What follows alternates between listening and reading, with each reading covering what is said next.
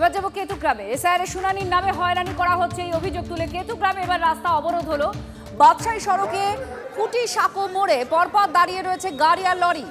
নির্বাচন কমিশনের বিরুদ্ধে অভিযোগ এনেই এই অবরোধ বিক্ষোভ, রাস্তায় বসে পড়েছেন অবরোধকারীরা। বীরভূম, মুর্শিদাবাদ, বর্ধমানের একাংশে যান চলাচল বন্ধ হয়ে রয়েছে। এই মুহূর্তে অবরোধের ছবি আপনারা দেখতে পাচ্ছেন। বাদশাহী সড়ক কুটি সাঁকো মোড়, সেখানে ভোটাররা তারা বলছেন নির্বাচন কমিশন হিয়ারিং এ ডেকে হয়রানি করছে, এমনই অভিযোগ। শুনানির নামে হয়রানির অভিযোগ তুলে কেতুগ্রামের রাস্তা অবরোধ করেছেন ভোটাররা, যাদেরকে ডাকা হয়েছে শুনানিতে। বাদশাহী সড়ক কুটি সাঁকো মোড়, সেখানে এই অবরোধের জেরে গাড়ি লরি সব সার বেঁধে দাঁড়িয়ে রয়েছে। কমিশনের বিরুদ্ধে অভিযোগ এনেছেন আর তারপরেই এই রাস্তায় বসে বিক্ষোভ দেখানো হচ্ছে। বীরভূম, মুর্শিদাবাদ, বর্ধমান একাংশে যান চলাচল বন্ধ হয়ে রয়েছে। কেন্দ্রে যা বলছে সে আমাদের পশ্চিমবাংলায় 1 কোটি মুসলিমকে বাদ দেওয়ার চক্রান্ত করছে এই কমিশনার। ঠিক আছে, এই কমিশনারের এই চক্রান্ত আমরা মানছি না, মানব না। এই যে আন্দোলন, এর থেকে বৃহত্তম আন্দোলনে নামবো কমিশনারের বিরুদ্ধে আমরা। এই যে এসআইআর এর নামে যে নির্বাচন কমিশন এই লক্ষ লক্ষ ভোটারকে হয়রানি করছে, তারই প্রতিবাদে এই রাস্তা অবরোধ। এই অবরোধ অনির্দিষ্টকালের জন্য চলবে। আমার দাবি মূলত হিয়ারিংগুলোকে কমাতে হবে। হিয়ারিংগুলো অ্যাকচুয়ালি উঠে গেলে সাধারণ মানুষকে হিয়ারিং চলবে না। মূল দাবি হিয়ারিংটা চলবে না, হিয়ারিংটা বন্ধ করতে হবে। হিয়ারিংটা বন্ধ করার জন্য নির্বাচন কমিশনারকে একটা নির্দিষ্ট গাইডলাইন দিতে হবে। কৌশিক এই মুহূর্তে সরাসরি আমাদের সঙ্গে রয়েছেন। কৌশিক, আমরা কয়েকজনের বক্তব্য শুনছিলাম, একটু মহিলাদের কাছে যদি যাওয়া যায়, কারণ কাল মুখ্যমন্ত্রী মমতা বন্দ্যোপাধ্যায় বলছিলেন, তার অভিযোগ ছিল যে মহিলাদের টার্গেট করা হচ্ছে এই বাদ দেওয়ার ক্ষেত্রে। একটু জানতে চাইবো যারা মহিলারা সেখানে বসে আছেন তাদের প্রতিক্রিয়া, তারা কি অভিযোগ নিয়ে এই পথ অবরোধ করছেন। দেখো, মূলত যেটা অভিযোগ যে এশায়ার এবং শুনানির নাম করে মানুষজনদেরকে হয়রানি করানো হচ্ছে, এরই প্রতিবাদে কেতুগ্রামের ফুটিসাঁকো বাদশাহী সড়ক, ব্যস্ততম সড়ক, সেই সড়কে একদম মানুষজন রাস্তায় বসে পড়েছে। মহিলারা আছে, পুরুষরা রয়েছে।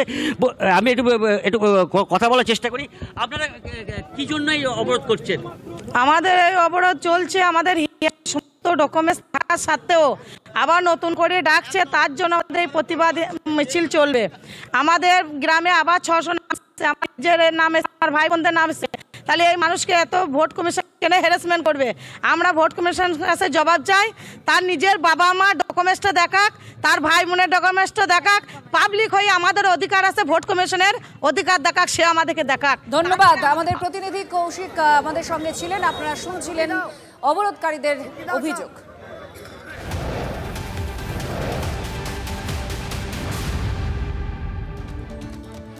আজ উন্নয়নের পাঁচালী নিয়ে অভিনেতা রঞ্জিত মল্লিকের বাড়িতে যাবেন অভিষেক বন্দ্যোপাধ্যায়। অভিষেক বন্দ্যোপাধ্যায়, এটা রাজ্য সরকারের এটা উন্নয়নের পাঁচালী, অর্থাৎ রাজ্য প্রশাসন, রাজ্য সরকার কি কি করেছে রাজ্যের মানুষের জন্য তারই খতিয়ান তুলে ধরা পাঁচালীর সুরে, গানে, কথায়। আর আজ অভিনেতা রঞ্জিত মল্লিকের বাড়িতে যাবেন অভিষেক বন্দ্যোপাধ্যায়। সৌরভ গুহ আমাদের প্রতিনিধি আরো জানাচ্ছেন। সৌরভ, রঞ্জিত মল্লিক একজন বিখ্যাত নাম, জগৎজোড়া নাম, তার বাড়িতে আজকে অভিষেক বন্দ্যোপাধ্যায় যাচ্ছেন উন্নয়নের পাঁচালী নিয়ে, কোনো বিশেষ বার্তা?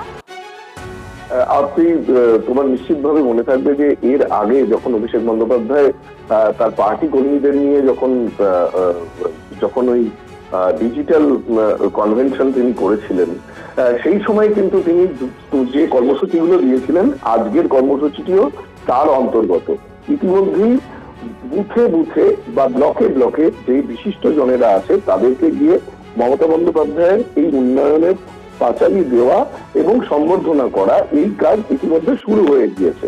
অন্যান্যরা করছেন, আজকে করবেন অভিষেক বন্দ্যোপাধ্যায়। অভিষেক বন্দ্যোপাধ্যায় নিজে ভবানীপুরের বাসিন্দা, সেই বিধানসভারই অন্তর্গত একজন বিশিষ্টজন অভিনেতা রঞ্জিত মল্লিক তার বাড়িতে যাচ্ছেন 5:30টার সময়। তৃণমূলের উন্নয়নের পাঁচালীকে চুরির পাঁচালী বলে কটাক্ষ করেছেন সুকান্ত মজুমদার। রাজ্যে কোথায় উন্নয়ন হয়েছে, প্রশ্ন কেন্দ্রীয় প্রতিমন্ত্রী সুকান্ত মজুমদারের। রাজ্যের উন্নয়নের পাঁচালী তৃণমূলের পাচন হবে শেষে, এবং এতে উন্নয়নের পাঁচালী না, চুরির পাঁচালী। উন্নয়ন কোথায় হয়েছে এই রাজ্যে? উন্নয়ন যদি হতো তাহলে আজকে কি পরিযায়ী শ্রমিকদেরকে নিয়ে অভিষেক বন্দ্যোপাধ্যায়কে এই নাটক করতে হতো, ভাত খাওয়ার নাটক করতে হতো, মাটির থালাতে ছোট্ট অল্প একটু ভাত নিয়ে? অভিষেক বন্দ্যোপাধ্যায়কে নাটকটা করতে হচ্ছে কেন? করতে হচ্ছে এই কারণে, কারণ উন্নয়ন হয়নি। 60 লক্ষ 70 লক্ষ মানুষ আমাদের এই রাজ্য থেকে অন্য রাজ্যে কাজ করতে যাচ্ছে, তো আনন্দে তো যাচ্ছে না, বাধ্য হচ্ছেন তাই যাচ্ছেন। তার মধ্যে সংখ্যালঘু সম্প্রদায়ের অর্থাৎ মুসলিম সম্প্রদায়, সংখ্যালঘু বললে মিসলিড হবে, মুসলিম সম্প্রদায়ের মানুষের সংখ্যা অনেক সিগনিফিক্যান্ট অ্যামাউন্ট।